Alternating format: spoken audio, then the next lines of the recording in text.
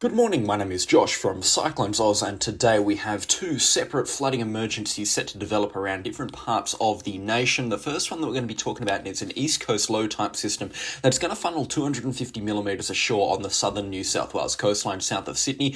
Sydney itself could also be on the receiving end of some very heavy rainfall too, more of that coming up shortly. And the second part of the video will be focusing on Western Australia, where a further 120 millimetres is possible up around Geraldton, and a further 100 millimetres is possible around the Perth metro area and the southwest. A lot to talk about in today's weather update, so if you haven't already, please do consider subscribing and also leave a like on the video while you're at it. Starting things off over in New South Wales, you can already see the low pressure system that's going to be dumping this rainfall meandering across New South Wales at this time. It's moving through the grazing areas and the agricultural areas in the central eastern or central western part of the state actually, and it's already starting to fire out some pretty good thunderstorm convection too at this time. If we pull it back to where we are right now, you can see that that's equating to a couple of showers here and there in the northern parts of New South Wales between Wannaring and Moree, including locations such as Lightning Ridge and even up into Queensland like St George. And as you get up into towards Queensland, those showers will be easing off just a little bit, but still some showers and rainfall expected there throughout the course of today, picking up a little bit as the evening goes on towards the coast, but still nothing too crazy expected. And by this evening, when this storm is going to be getting closer to the New South Wales coastline, you can already start to see some big time showers and thunderstorms firing up in the East Australian current just offshore from New South Wales. At this time, the centre of the low pressure area will be located well offshore at this time. It's located here out to sea from Newcastle, and it will be intensifying from this time. Keep in mind, this is only about 18 hours from now, Thursday early morning, and then by Thursday mid-morning, we're already starting to see this heavy rainfall funneled ashore around the New South Wales coastline, which will start from this evening actually, but still some very heavy rainfall expected between Ulladulla, Wollongong and Sydney, and that'll include locations such as Batemans Bay, Jervis Bay, that sort of area where they're expecting an awful lot of rainfall to come through throughout the next 48 to 72 hours. And if we zoom right in on this area here, you can see throughout Thursday morning showers and thunderstorms. Some of these showers will be quite heavy. The rainfall will be very consistent. I'm expecting this to register as greens and brief periods of yellows on the Bureau of Meteorology's radar colour schemes, but it could be a little bit heavier than that at this time. We're expecting some pretty decent falls out of this, but it's going to be this moderate rainfall all throughout Thursday into Friday morning and easing off by Friday evening before a second round of some rainfall blows in from these thunderstorms, and this will likely equate to rainfall accumulations of around 180 to 200 millimetres for the day, and that's reciprocated amongst the rainfall forecast over the next 3 days, which is kind of the time zone of this weather event until about Friday. We're expecting peak rainfall accumulations of 200 millimetres or so just offshore, and then inland around Nowra and up towards Wollongong, it's going to be between 100 and 130 millimetres. Even the southern suburbs of Sydney and Sydney itself are at a risk of getting more than 60 or 70 millimetres. Penrith expecting 75 millimetres. It's going to be one of those typical weather events where the rainfall gets slammed between the mountains and the coast, and it's going to be the coastal plain that gets absolutely drenched, and that will equate to some flash flooding in some locations, especially around Wollongong, which is saturated right now from quite a few months of very heavy rainfall, intermittent very heavy rainfall, and even down the coast towards Narooma and Batemans Bay, expecting a healthy 50 millimetres of rainfall. Probably not enough to cause a flooding problem, but certainly up towards Wollongong, we're expecting some flooding to occur from this weather event. I would not be surprised if rivers went to the moderate or even the major flooding alerts from this weather event, considering it is 200 millimetres happening in a 24-hour period.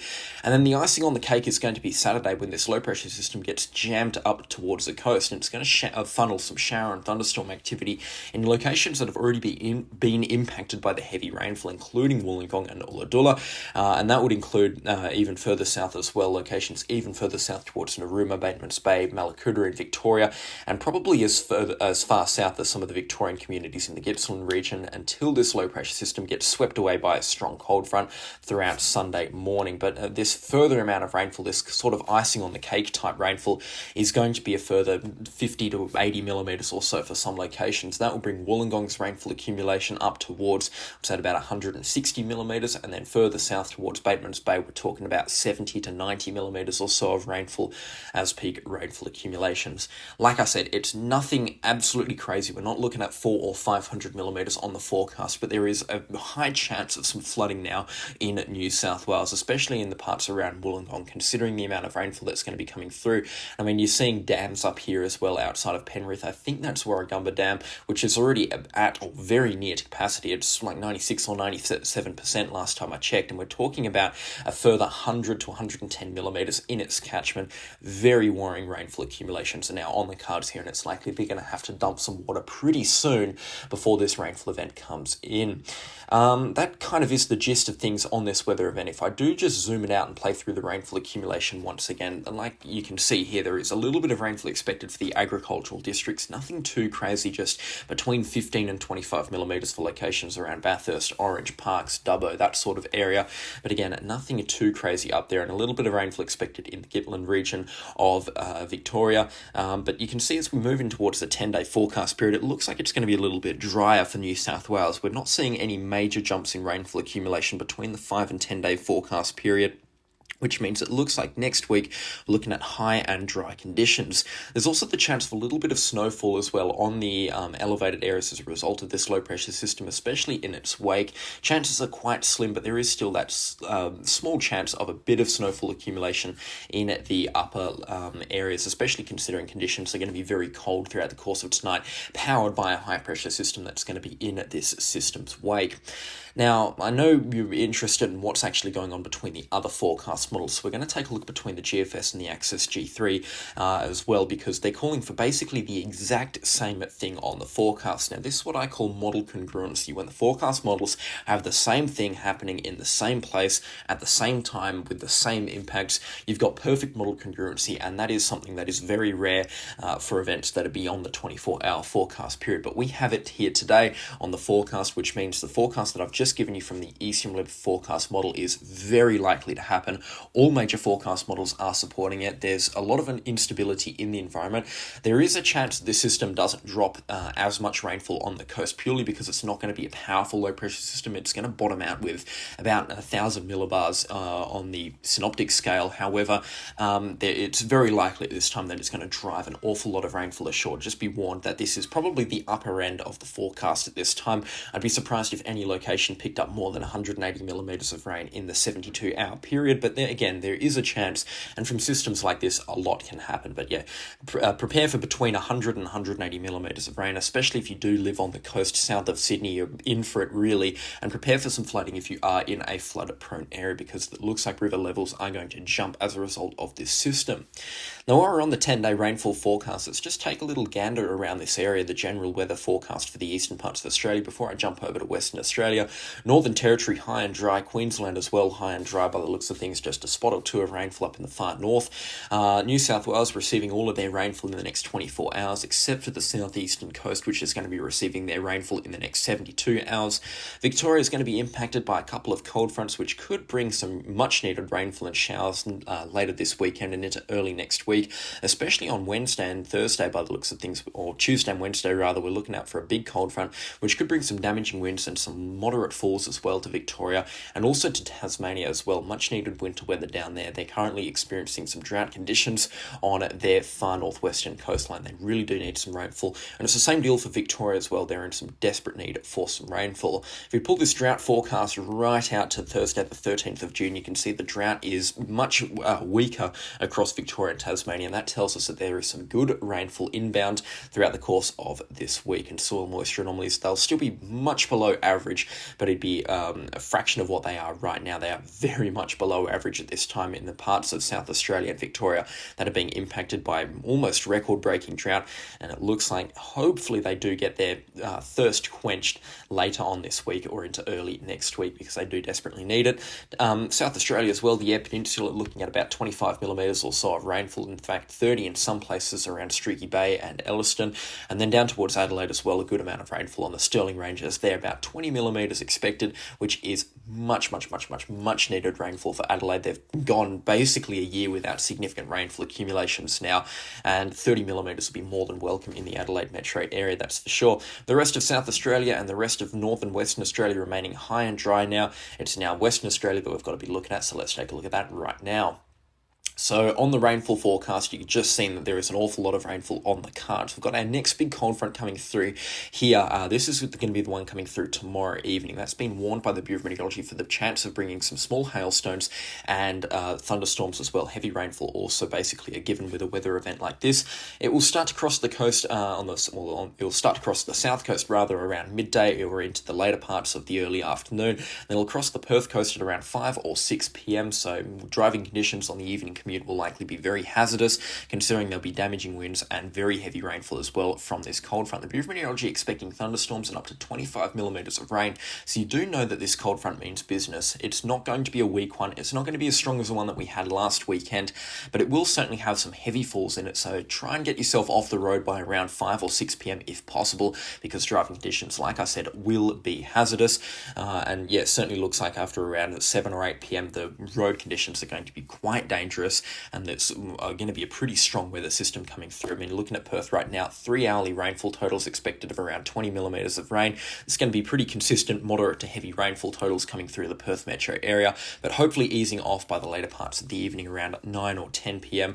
or a little bit later than that, maybe about 11 or 12 a.m. even on Friday the 7th of June. But no rainfall really behind it. It's going to be a weakening system once it gets further up the coast, but still delivering an awful lot of rainfall up north around Jurien Bay and Geraldton. They're expecting some good rainfall Friday morning before this low pressure system completely eases off and becomes the next concern. But in terms of rainfall accumulation for the Perth metro area in the south coastal region, from this cold front, I'm expecting no more than 30 millimeters or so to fall around Perth, maybe a little bit more as you get further north up towards Jurien Bay or Enibi-Abba. Geraldton itself expecting 20 millimeters, Kalbarri expecting 20 millimeters as well. It's not going to be a drencher for the inland communities, but if you do live close to Beverley, York, Brookton, that sort of area, expect about 10 millimeters or so. But as you get further inland towards Corrigin, Merredin, Hyde and Lake Grace, that sort of area, really don't be holding out for much rainfall. You're only going to get a couple of drops. And the south coastal regions, of course, the wettest, around 40 millimeters expected around Augusta and Margaret River. Now, I have highlighted the possibility for some small hailstones, and this created some confusion actually in my comment section over the last couple of days. Small hailstones, they happen a lot through these winter fronts in the winter months around the Perth and the southwest region. Small hailstones, they can happen at any time of the year, but it basically stems from either freezing cold rainfall up in the upper levels, which is why they're very common in the back end of cold fronts, or it can happen from extreme instability, and that's why we get small hailstones in the lee of these big cold fronts, in the frontal parts of these big cold fronts, and that's why the Bureau of Meteorology has highlighted them as a possibility. If you've got any more questions or comments about it, please do leave them in the comment section. I'll be more than happy to answer them for you privately or in a future forecast. Now, let's pull this rainfall forecast a little bit forward to around Saturday, because this is when the weather gets really quite nasty. We're looking at a nice low pressure system developing around the Geraldton area, and that's going to be funneling a lot of moisture down as well. Like I said, big instability in the environment before this big cold front comes through Saturday or late on Saturday evening and into early Sunday morning. There's a good chance of some pretty significant rainfall totals around the Perth metro area early Sunday morning. The Bureau of Meteorology has highlighted up to 50 millimeters on the Perth forecast, but it's going to be the back end of this cold front that really brings that severe weather. All throughout Sunday, we're expecting strong winds, heavy showers, small hailstones as well. Like I've said, big time waves of the coastal regions, and these showers are going to be quite heavy and quite nasty indeed. It looks like it's going to be that typical day of winter where we're just getting blasted by these strong showers. There's clouds streaming in overhead. It's going to be bitterly cold, windy, awful. You're just going to want to stay inside by the fire. This looks like quintessential winter weather right here. As the northern parts of the southwest and into up towards Jurien Bay, Geraldton, Kalbarri, that sort of area gets saturated by some good rainfall accumulations up there.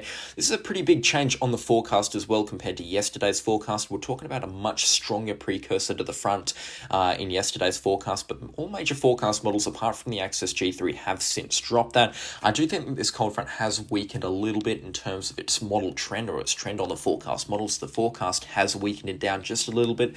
The Access G3 is still calling for a really strong cold front, but I do also believe that the Thursday system that's coming through will be a lot stronger than this system that's coming through on Saturday evening or Sunday morning in terms of the precursor cold front, but the shower pool behind it is going to hold all of that severe weather.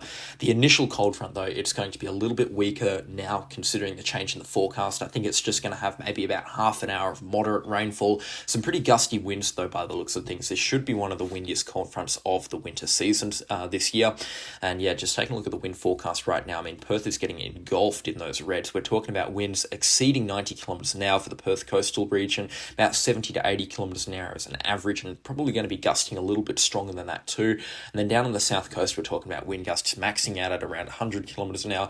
This cold front will definitely go severe warned for damaging winds, possibly also for some large hailstones, not large hailstones, for heavy rainfall as well. And there is also a chance for some higher than average tides as a result of this cold front. We're going to have a very strong low pressure system, so a storm tide is kind of expected, especially for the south coastal area.